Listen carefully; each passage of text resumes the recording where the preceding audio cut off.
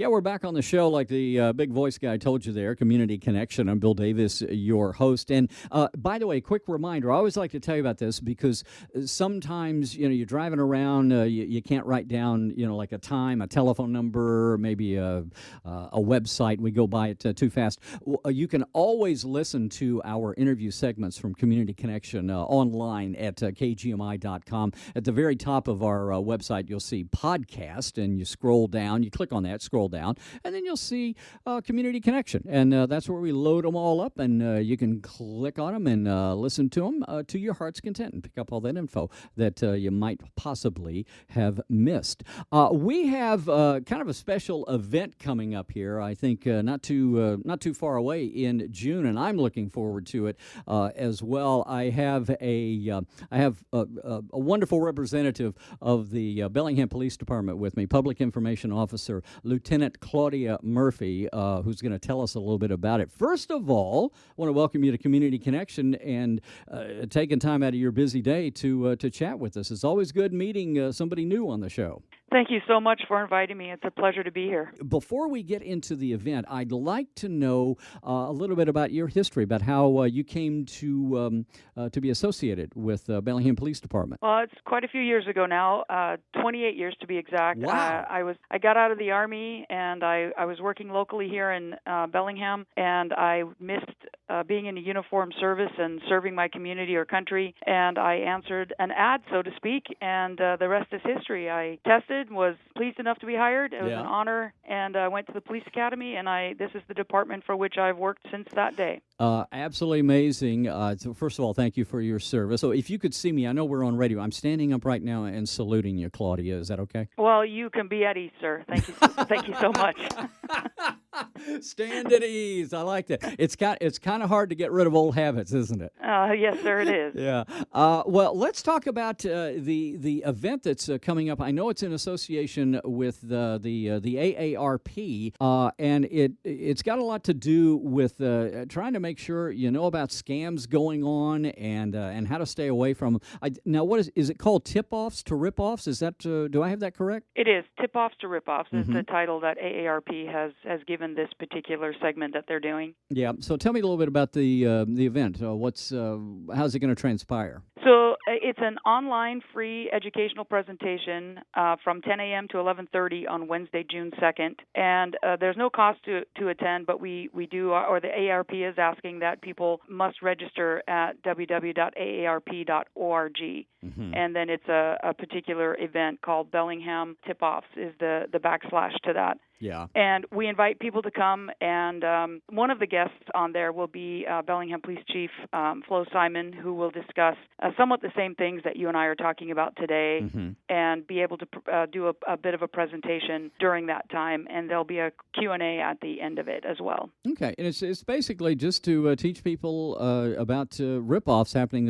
Is it mainly just telephone rip-offs, emails, or does it kind of cover the whole gamut? You know, it really focuses on the robocall side of things, just because that seems to be the majority, but it is really a wake-up call to all forms of scams and to how to be aware of them and how to protect yourself from them in general. We are speaking with Lieutenant Claudia Murphy, Public Information Officer with the Bellingham Police Department, and I love the fact that Bellingham Police Chief Flo Simon is going to be speaking at this event. Well, it's all going to be online, because we still kind of have to stay safe. I know you're teaming up with the blocking service, the call blocking service, and I hope you do a better job of pronouncing them than I do, because I see them online all the time. Is it No More Robo? Is that what it's called? I think if you throw a little bit of a Texas drawl in there, you can get it. No Mo Robo. Let me see if I can try that. No More Robo.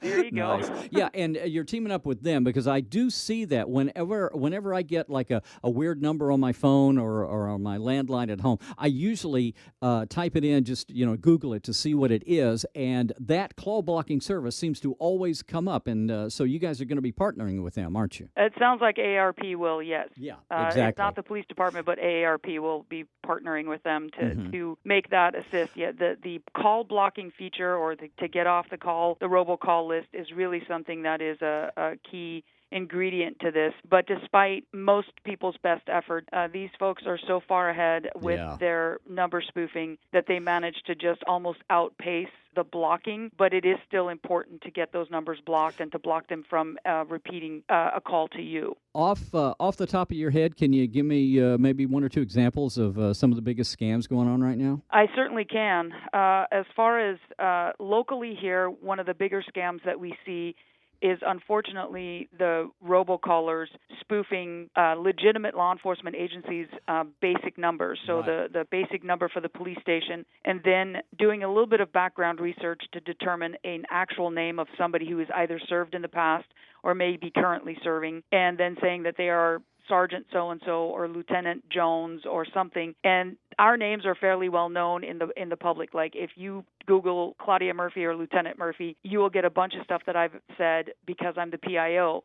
So if somebody were to say, I'm Lieutenant Murphy of the Bellingham Police Department, many people will just trust that. And so what we're asking, but it's followed up by something that's very quickly should become an immediate red flag to anybody. And that is the person will say that they're whatever officer with the Bellingham Police Department or the Whatcom County Sheriff's Office, and then immediately say, there is a warrant for your arrest, or you have missed jury duty. We have a warrant for your arrest, and you have to pay that bill right now or that bail right now, or we're coming to your house, kicking the door in, and coming to get you. And so this is one of those fear-based calls where they agitate someone to the point where they're a citizen who's never been in trouble, their heart rate is going to go up when they hear that they're going to jail and there's a warrant. And then it's followed very quickly by this demand to go to a local store that sells gift cards to pay that bail with a gift card. Otherwise, they're coming to get you. And then another demand to not get off the phone, stay on the phone. And that's to keep you engaged with that fight or flight syndrome going, which doesn't allow you to stop and think that these are all red flags and not true. And so that's why we have to get people to stop at the onset and really start asking some questions. And if you're a local person here, there are things that you know about our police department that you can ask. And if you start asking questions and go on the offensive as opposed to being on the defensive,